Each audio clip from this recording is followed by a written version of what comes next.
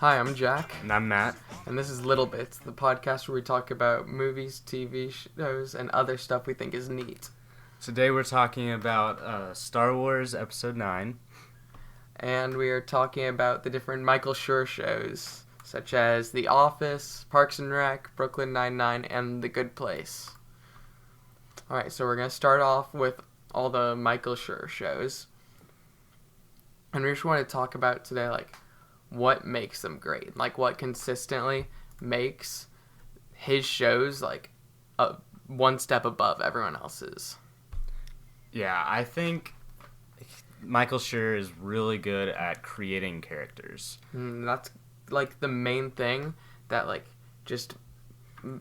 everyone can write, good stories and stuff, but every single one of his shows have, great characters that the story can revolve around. Yeah, every single one of his shows has at least one iconic character that, whether or not you watch the show, you know who it is. From The Office, we get Michael Scott, and from Parks and Rec, we have Ron Swanson. Mm-hmm. And then, even if you haven't seen Brooklyn Nine-Nine, you've probably seen, clips of, Terry Crews as Terry. And then The Good Place is kind of different. We're going to get to that. Well, The Good Place is newer, so you got to give them some time to get clips out onto the internet and stuff. So we'll get there. But The Office, Parks and Rec, and Brooklyn Nine-Nine all have consistently, hilarious and iconic characters to base their storylines off of. If you look at the first season of The Office, all of their comedy is, at Michael's expense. And it's kind of polarizing. Some people don't like the first season as much just because they hate Michael so much. But if anything, that just, is a testament to how good of a character Michael is at the beginning. Yeah. Any show where they can get you to hate or love the character in one season is a good show. Mm-hmm. And then Parks and Rec right after that. I feel like it's a less serious show. Less serious than The Office? Well, The Office... The Office just... I don't know. Do you know what I mean, though?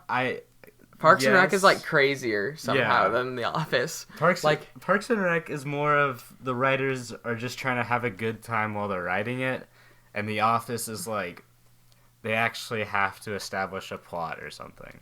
The Office, The Office also makes you feel very, awkward, and everyone gets offended constantly, but no one cares what's going on in Parks and Rec. They can all just be crazy, and no one cares. And that's how I see the two shows is different. The Office is more like Michael is in his own pretend world, and everyone else is in the real world.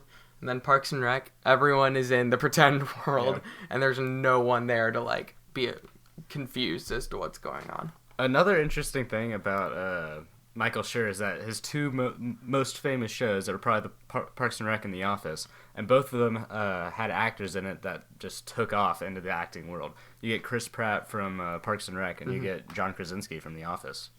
Well, and Steve Carell. Okay, but it's Steve Carell. Steve Carell wasn't big when he did Michael. I know, but he's been big my entire life, so I just feel okay. I feel like he's always been big. Yeah, the thing that's cool about John Krasinski, too, is that he's, actually, directing movies, too, and he wrote, A Quiet Place.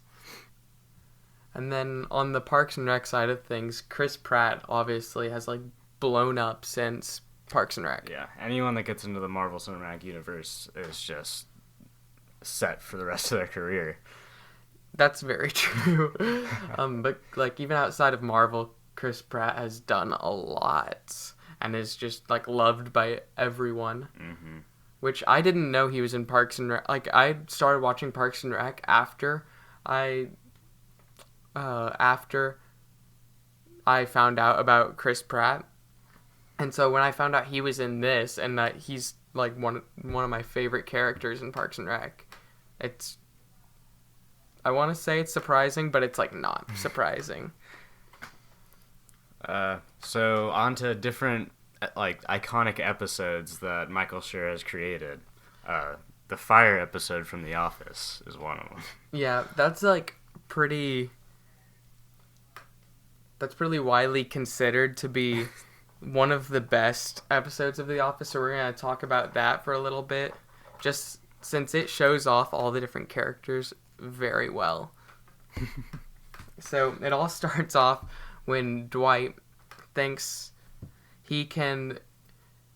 Dwight has the amazing idea to start a fake fire to test everyone's emergency preparedness and to scare everyone into actually learning the fire protocol. But, of course, nothing Dwight does goes to plan, and he inadvertently gives Stanley a heart attack. Oh my gosh. Putting the rest of the episode's actions into place, like the CPR dummy scene. Oh my gosh. We're just That's the episode where Dwight cuts off the dummy's face Yes. and wears it. like from Silence of the Lambs. That episode is so chaotic. It's hard to believe it's all part of the same episode. There's like the opening and that CPR scene are two of the best scenes from The Office, and the fact that they're in the same episode is just amazing. Oh my gosh. So we feel like Dwight starting that whole thing and cutting the dummy's face off, like, show off his character really well, but then at the same time, like, the CPR scene where Michael, like, starts or while Andy starts singing Staying Alive to the beat of the CPR dummy, and while Michael, during the fire drill, just freaks out and starts trying to, like, jump out a window and save himself instead of everyone else. Oh gosh. It's just perfect. It really shows off how well created these characters are. Mm. Angela trying to save her cat and tossing Bandit up into the ceiling. And then Kevin taking a chair and smashing it into the vending machine instead of trying to find a way out. Oh my god. Okay, and then on the Parks and Rec side of things, we think the best part, not the best Parks and Rec episode, but the best one to, like, show off everyone's characters is the flu episode. This is the one where Leslie and Chris get the flu, and they are polar opposite people, so it's actually hilarious to watch how differently they handle it. Leslie, when she gets the flu, decides she is going to finish her presentation regardless of whether she's sick or not. Meanwhile, Chris is so obsessed with his health that he just, like, has a complete mental breakdown when he gets sick and just lies in his hospital bed, just a broken man. If you haven't seen Parks and Rec, then this makes absolutely no sense. But if you've seen Parks and Rec and you know who Chris and Leslie are, you know that is how they would actually react to it. Mm-hmm. Still, like, Chris going around saying, "My body's a microchip," is, like, the funniest thing in the world to me. Oh my gosh. Okay. Another one of Michael Schur's shows is The Good Place. The Good Place is different than his other shows because this show actually has, like, an overarching. Yeah, an ongoing plot throughout everything. It's interesting to see him produce this show as well, because just how different it is from the other two. Like, the other two are more based on, like, getting a story in a single episode and then everything restarting the next episode. Like, of course, in terms of, like, there's a few overarching stories. Like, you have different characters that come and go, or, like in the case of The Office, when Michael goes and starts his own company for a few episodes, that's, like, funny and everything, but it's over within a few episodes. Meanwhile, in The Good Place, there's actual, like, twists and decisions that they make that affect the rest of the series. Yeah, like, you can go back and you can watch any episode from The Office and feel like you understand everything and laugh at how funny it is. But when it gets to The Good Place, if you try to watch stuff from the later seasons, Like, if you just try to watch one episode without seeing the rest, you're just going to be more confused than entertained. And the fact that he can do this after doing like normal, like not his shows aren't normal sitcoms, but like sitcom like TV is really impressive. Especially once you actually go into what The Good Place is actually about. Yeah. Like the fact that he's able to make a show about moral and ethical philosophy and actually like teach people stuff, trick people into learning. Yeah, and actually make it fun. It's really impressive. Yeah. And once again, the characters in the show are very lovable or very hateable. Not as many people have seen The Good Place, so we're not going to go into as much detail, but we definitely recommend it. Yeah. And everyone we both really like it, and everyone I've talked to has really liked it. Yeah. Okay, so I guess we're done with Michael Schur and his masterpieces. So let's go on to the news for this week. This week, the New Mutants new trailer dropped as well as the release date for the movie. So It's coming out in April. The first trailer got released in 2017, our freshman year. So we've been waiting a while for this. to be honest, I hadn't even seen the trailer until earlier, and I'm surprised I hadn't, because I love stuff like this. I love all the superhero stuff, and since Marvel owns this, and I love all of Marvel stuff, I'm amazed that I have not seen it by now. But now that I've seen it, I'm super excited to see what the actual movie is. As far as I know, from the comics and from this trailer, it's like a horror movie set in the X-Men universe. So that could be really interesting. It gives me like the same kind of vibe that Joker was going for. Yeah. Like not horror, but like a superhero movie set for a more adult audience. Yeah. Especially if they go full R on this. I don't know if they will or if they'll try and like give it a PG-13 rating. If it's Marvel, they'll most likely do PG-13. Yeah, we'll see. But they did Deadpool. Deadpool's its own special case. Okay, so on to A Quiet Place Part 2 just got announced. John Krasinski, who we were talking about earlier, he's writing and directing a sequel to A Quiet Place 1, which I saw and loved. You said you didn't see it, right? I have not seen it, but everyone I'm personally not a horror movie type of guy. I don't like them, but everyone that likes horror movies that I know that I've seen it has loved it, so. I don't even think it's that scary, really. Like, there's horror parts, but I don't know. I might just be desensitized at this point. I've seen so many. Maybe. Like, I used to get really scared by them, but, like, I don't get scared by any horror movies anymore, so I can't really speak for that.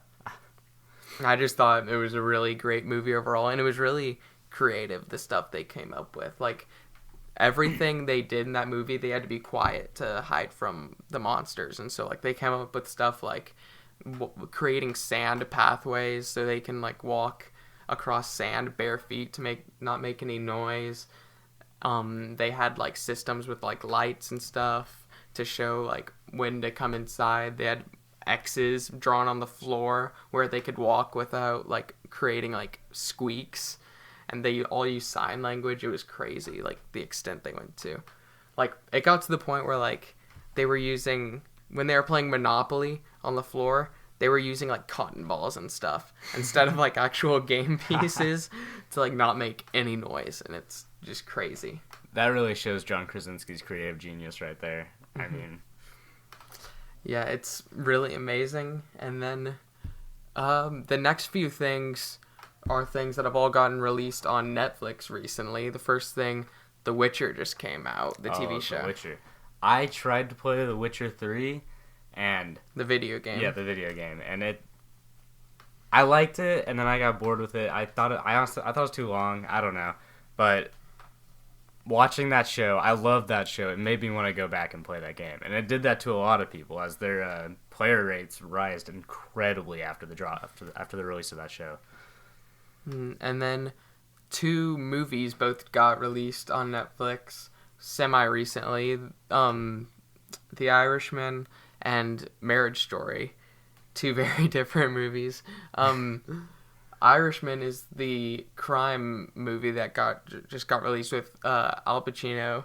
Like, they use CGI to make him look younger, and it like goes back in time and then comes back to the present. Apparently, it's really good. People really like that. And then Marriage Story just came out with Adam Driver and Scarlett Johansson, which I've also heard is like one of the best movies of the year, and I've heard from a few people that Adam Driver might be getting nominated, has a chance for an Oscar nomination for that. I'm happy that that's happening because I don't think he would get that out of the Star Wars movies, because Star Wars movies tend to have iffy writing, so not great for the actors. But I think Adam Driver is one of the best actors right now. I mean, he is incredible. Yeah, he's definitely like up and coming, or has made it. Yeah. And has just shown that like he can pull off whatever role he wants to really well. Yeah. I personally think, actually, we can save this for the Star Wars part, but I think that... This is a good transition into Star Wars. The next thing is talking about Star Wars. So. Star Wars. Okay, we just got back from seeing Star Wars. It was Jack's first time seeing it, my second time seeing it, so I've had a decent amount of time to form my opinions on it. Okay, since you already have your opinions formed, just like... Okay, in like one word, how did it make you feel? Oh, God.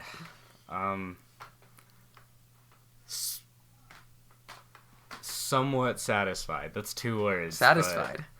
Okay, because it's the end of all the Star Wars saga, of the entire Skywalker saga. That's 3 trilogies. That's 9 movies. They're gonna keep making movies. They're gonna keep making movies, but it's not gonna be a part and of Rey's that still saga. gonna be in it. Really? Do you think so? Okay. I don't. They're not. So far, they've said that they're not going to do that. Really? Yeah, which I kind of agree with, because the way they treated, I think, Episode 7, made by Disney, was really good. Episode 8 and 9, I feel like were rushed. I feel like Disney wanted to make as much money as fast as they could, so they rushed it and ruined Star Wars for a lot of people. I mean, I still like them. I call myself a diehard Star Wars fan, and I still like them. But some diehard Star Wars fans would kill me for saying that. Okay. That whole movie just like made me angry. I like switched. So I went in, started off, I'm like, okay, this seems cool. Like halfway through the movie, I'm like, okay, this is annoying. I'm tired of this. Come on. And I was like, I don't like this. Then like in the last 30 minutes of the movie, 30 minutes left, I was like, this is amazing. This is amazing. If they go where I think they're going with this, this is like gonna blow me away. And then they ruined it. They took all of it and threw it in the trash. It's like they soiled it. They were sprinting to the finish line and tripped 5 feet before it. They were so close. So close. So, toward the end, Kylo Ren, has this big revelation with, the ghost of Han Solo that, he's gonna be a good guy now. He finally makes his transition from dark to light, like his grandfather Darth Vader did. Yeah, and it's, taken so long. Yeah. But I'm happy it's happening. Yeah. And so, I think... Okay, this is great. It's like a Kylo Ren / Ben Solo story. It's called The Rise of Skywalker, and Ben Solo is technically a has Skywalker. Skywalker blood in him. So we're like, yes, this movie is going to be good. It's not about Rey, because she's not a Skywalker. She's a Palpatine, which you find out in the movie. She's Emperor Palpatine's granddaughter. So I'm like, okay, this isn't a Rey's thing. This is Ben's thing. He's going to be the big guy. He's going to save everyone. Mm-hmm. But then he doesn't. He just Well, he gives his life for Rey, which doesn't. But even it was make any already sense. Over. Why did Rey die? Yeah, I know. It makes she no just sense. She just redirected the lightning with her 2 lightsabers back at Palpatine, and then in dies. the final scene, she's just holding the 2 lightsabers up, blocking all of the Emperor's lightning, reflecting it back at him. He just gets Thanos dusted. You see his skeleton just get and then, disintegrated. yeah. and then she just collapses for no reason. And is dead. Like, where did that come from? She just, like, got F to kill. and then Kylo Ren... And before any of that happens, Kylo Ren, like, stands up, but Palpatine just, like, launches him off a cliff. But did you... So he's not there for any of this. But Palpatine didn't do that to Rey for some reason. Yeah. For some reason, they build up Kylo Ren so much, and then he just gets launched off a cliff. So he's not there for any of it. And then after Palpatine is dead... after Palpatine is dead, Rey's dead for some reason, which we still don't know why. And Kylo Ren has apparently not fallen all the way to the bottom of the cliff. He climbs out of the pit and goes and cradles Rey's dead body. And then, like, puts his life into her, through force healing. Yeah, and heals her. And, like, brings her back to life, which I guess is fine. If, like... That's fine if he had done anything. He didn't do anything. Well, he brought her back to life. They had a kiss, which honestly somewhat makes sense, but... I mean, they're not related. Like, I Luke know. and Leia. Yeah, I know. But it's like... I didn't see them as a couple relationship. Like, they had a good friend relationship. Yeah, I thought they were more like brother-sister. But I guess technically... I mean, we always saw them as brother-sister just because, like, it seemed like they were hyping for so long that she was a Skywalker. Yeah. And then, well, at the end, I mean, she's Rey Skywalker. Yeah, so at the last scene, she's, like, going to Luke's house. And what was the deal with the two lightsabers? Did she, like, combine them into one lightsaber or what? No. What was that yellow one? Okay. Well, this gets deep into Star Wars lore.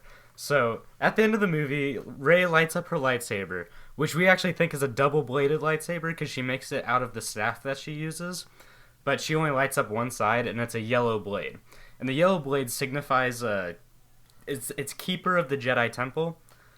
Like, in the prequels, they would have guarded the Jedi Library on that one futuristic planet that the Jedi Council was on and whatnot. Okay, I'll go with it. Yeah, but that doesn't make any sense because most of the Jedi texts were destroyed. Sacred text! Except for they weren't, because Rey had them, which it never shows her getting them. Yeah, why did she have the books? Dude, I don't know. This is where Disney tried to throw so...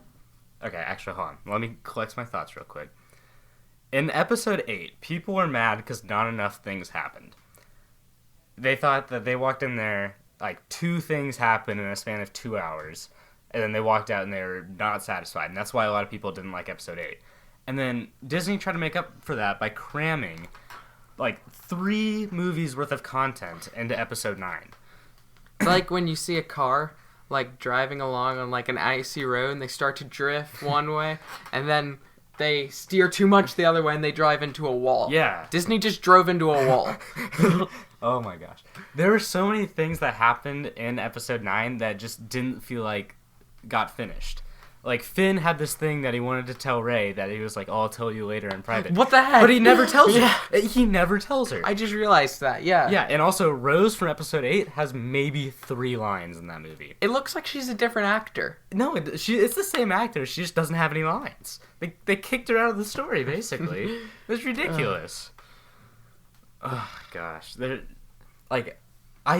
Even with all this hatred that I am generating right now, I still enjoyed that movie. I liked that movie. I liked it the second time I watched it too. I liked it. I didn't like the first part really. I thought it was kind of boring. Yeah, it took them for like when they're on that like desert planet. Yeah, that like got really slow. Yeah, and then they tried to make up for it by cramming everything into the end, and they made it super sloppy. And I feel like the last third of the movie, up until, like, the very end, I really liked. Yeah, I feel like if they spent, like, another year just focusing on the plot and the writing, that movie could have been fantastic. Uh-huh. But they just didn't. They were money-grabbing. I was really hoping, like, at the very end of that movie, I was like, Kylo Ren Ben Solo is the hero of this movie. He's gonna save the day. He's gonna become a Jedi. He's the best. And then he kills himself and doesn't. He doesn't do anything.